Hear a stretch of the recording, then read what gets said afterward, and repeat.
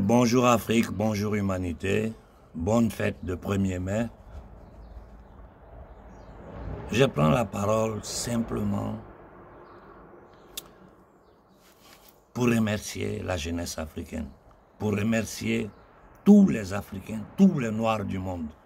Ce qui s'est passé hier est une première. Nous n'avons pas eu une vaste mobilisation. Mais ce n'est qu'un premier pas et nous devons continuer dans ce sens.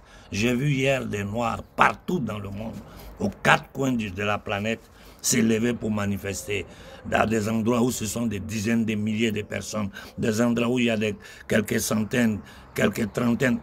L'important, c'est que ça a été une action collective, coordonnée, décidée par l'ensemble des populations africaines en soutien au capitaine Ibrahim Traoré, en soutien à la lutte de libération de l'homme noir, de l'humanité africaine.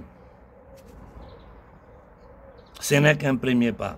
Nous devons continuer dans ce sens-là. Continuer à faire entendre notre voix.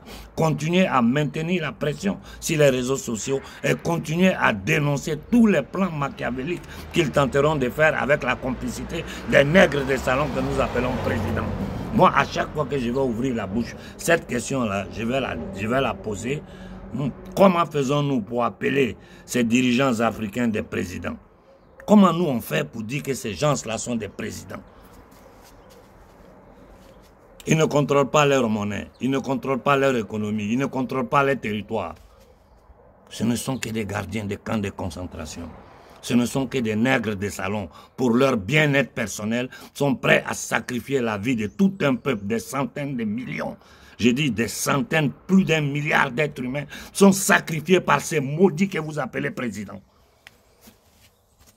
J'ai posté ce matin un petit discours du capitaine Ibrahim que le jeune frère Steve m'a envoyé, où il a dit clairement: vous n'avez pas idée des pressions que nous subissons. C'est des choses que nous on dit depuis 20 ans. Non, aujourd'hui, il y a un digne fils d'Afrique qui a un poste qui est en train de le répéter. Les 5%, les 10% viennent nous proposer à vie, là, si on accepte tel contrat, si on accepte tel marché ou telle chose. Voilà comment ils font pour corrompre nos dirigeants.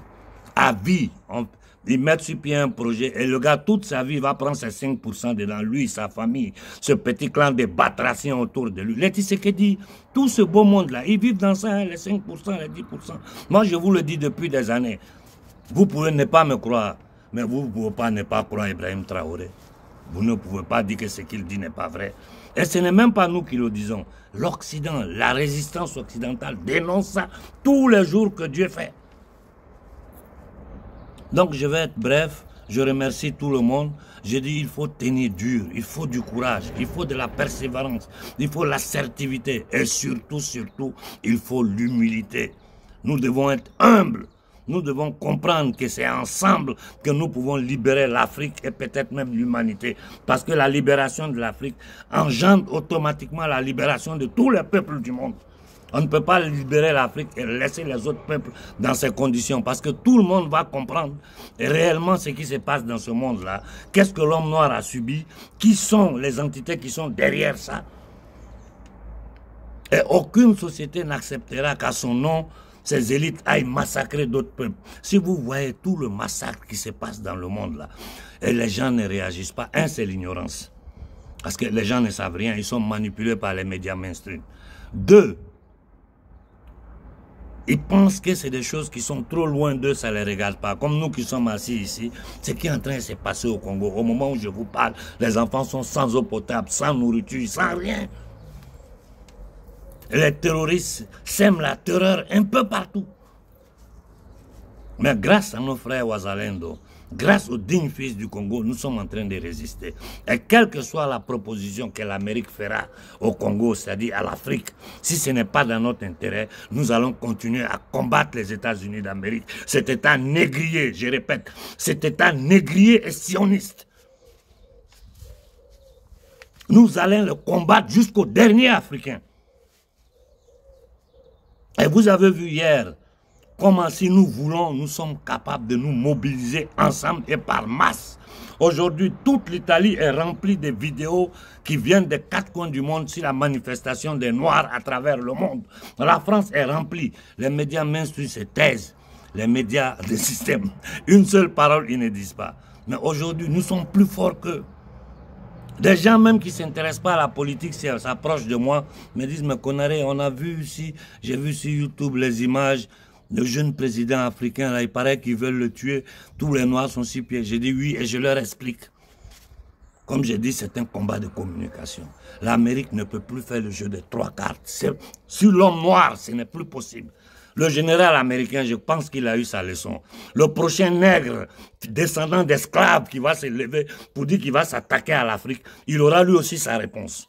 Et j'ai dit aux politiciens français, batraciens, maudits, indignes, traîtres, vous êtes en train de trahir, vous avez toujours trahi votre peuple. Bande de francs-maçons assis au Parlement français sous le contrôle des loges, qui ne travaillent pas pour le peuple français, mais qui travaillent pour la cabale rothschildienne. Beaucoup d'entre eux ne sont même pas conscients de leur rôle, du rôle des merdes qui sont en train d'opérer pour ces démons qui gouvernent l'économie, la finance. Mais regardez un peu ce qu'ils ont tenté de faire ces 5-10 dernières années. Ils ont essayé avec les inoculations, avec le COV. Ça a réveillé beaucoup de monde. Ils ont tenté avec les LGBTQ, toutes leurs bêtises. Ça a réveillé beaucoup de monde. Ils ont tenté avec les bêtises de climat, comment elle s'appelle cette petite fille-là. Tout ça dans un cadre bien clair. Le Great Reset détruit l'économie mondiale pour la reconstruire à leur faveur et avoir le contrôle total des survivants de l'humanité. Ça n'a pas marché. Aujourd'hui, ils ont changé de stratégie. J'écoute les analyses françaises, oh, Trump, ceci. Pour moi, tout ça, c'est des bêtises. Pour moi, tout ça, c'est des bêtises. Que ce soit Trump, que ce soit Biden, qui que ce soit, ils répondent tous au même pouvoir démoniaque au-dessus de la politique. Voilà la simple vérité. C'est un complot contre l'humanité. En général, et un complot contre l'homme noir depuis des siècles. Nous, il faut nous... Mais ces gens-là, nous considèrent comme des parasites. Ils nous considèrent comme des parasites. Et toute leur force est basée sur la division et la manipulation. Aujourd'hui, une grande partie de la société civile occidentale a compris ce qui se passe en Afrique. Mais ils ne peuvent rien, s'ils ne sont même pas capables de se défendre eux-mêmes. On a vu comment Macron a massacré les Français. Aujourd'hui, les Français ont même peur de sortir dans les rues. Ce que Macron a fait aux Français, aucun dictateur l'a fait en Afrique aujourd'hui. Aucun dictateur en Afrique a le courage de le faire. Peut-être Ouattara. Parce que lui, c'est le démon impersonnifié. Donc je disais, vous avez vu que nous sommes capables si nous voulons. Si nous voulons, nous pouvons mobiliser toute l'Afrique. C'est une question de volonté, de conscience et d'humilité. Laissez les stars du panafricanisme dans les shows, aussi les trucs TV. Ceux-là, ils vivent de ça. Moi, je peux dire non, prénom, combien on les donne. Là où ils passent, ce qu'ils font. Je sais tout. Je ne dis rien. Ils sont dans leur show. Ceux-là, ils sont pires même que les dictateurs que nous combattons en Afrique. Là, il y a une partie du monde appelé panafricain qui n'a rien à voir avec le panafricanisme. Beaucoup ont commencé avec de bonnes intentions. Mais comme Ibrahim l'a dit, au niveau plus haut, on vous offre des milliards pour trahir votre peuple. Au niveau plus bas, on vous offre quelques millions. Un peu plus bas, on vous offre quelques milliers. Un peu plus bas, les vidéomans, on leur donne quelques 500, 300, 200 euros. Ils sont prêts à sacrifier tout le monde pour défendre des causes qui sont indéfendables.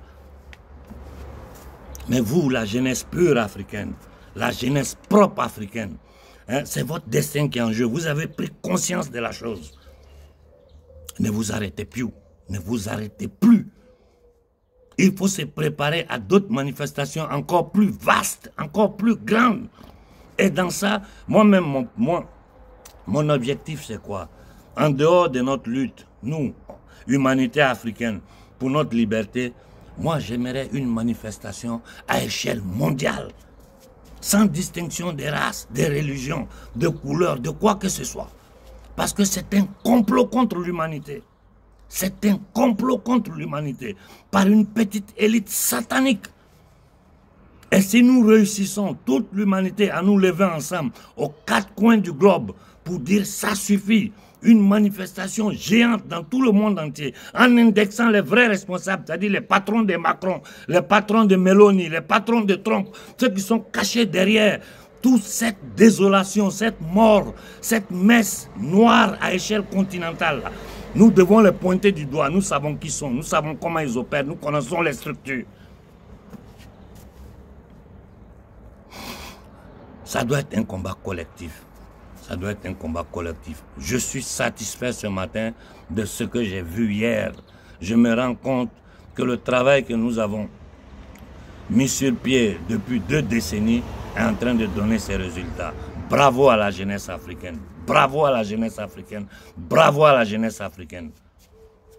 Et un grand merci à tous les associations, mouvements, sociétés civiles européennes qui nous ont aidés, qui nous ont soutenus dans cette manifestation à échelle continentale, à échelle mondiale, pour demander, pour envoyer un message clair à ces criminels. Si quoi que ce soit arrive au capitaine Ibrahim Traoré, vous allez le regretter. Parce que ce n'est pas l'homme noir qui va s'élever, c'est toute l'humanité qui va s'élever contre vous. Je répète, c'est toute l'humanité qui va s'élever contre vous. Et des Ibrahim Traoré vont naître en Afrique, vont naître en Europe, vont naître aux États-Unis. Il faut qu'il y ait des Ibrahim Traoré, des Sankara, des Lumumba, des Che Guevara,